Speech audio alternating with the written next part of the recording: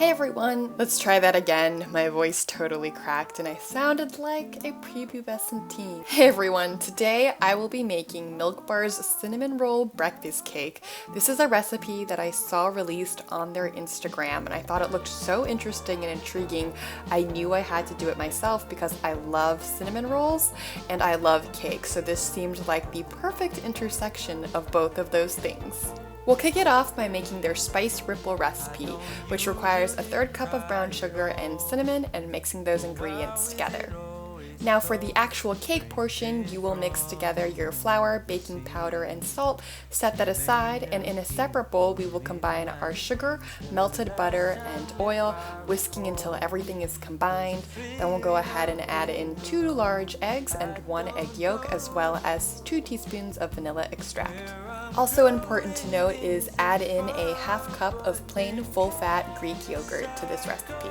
Once those ingredients are mixed together, go ahead and slowly add in your dry ingredients and fold until everything combines. This recipe does produce a pretty thick batter, so that's what you're looking for. Now here comes the hard part, the assembly. So how we're going to do this is take a quarter of the batter, spread it out at the bottom of your tin, then take about a third of your spice ripple recipe mixture and sprinkle that over. And then you're just going to repeat this process, layering the batter and the spice ripple repeatedly. So the tricky part is not to mix or merge the layers, so do your best, use a spoon, use a spatula, whatever you need. The last step is to sprinkle 2 tablespoons of granulated sugar evenly over the top of your batter and just run a knife down the middle of your loaf so it'll produce a beautiful crack once it comes out of the oven.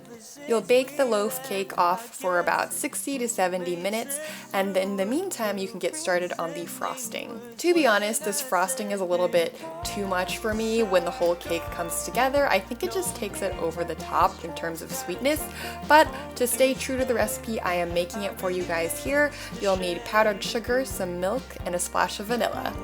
Now you want your frosting to be runny, but also still thick enough that it won't just slide off your cake. Think of like a cake batter consistency when applying your frosting. I think this would be made even better if it was a cream cheese cinnamon roll frosting rather than just a regular icing. But I will say this icing and frosting produces a beautiful glaze that really adds to the presentation and really drives it in as a cinnamon roll cake.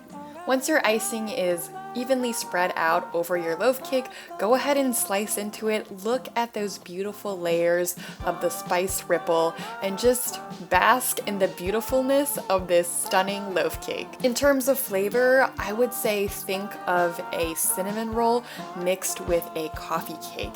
It's got the beautiful cinnamon brown sugar flavor and also has a nice crunchy crust, but also sweet icing glaze. So there's a lot of different things going on, but it is an absolutely delicious cake that I cannot recommend enough. Good job, Milk Bar. You did good on this one.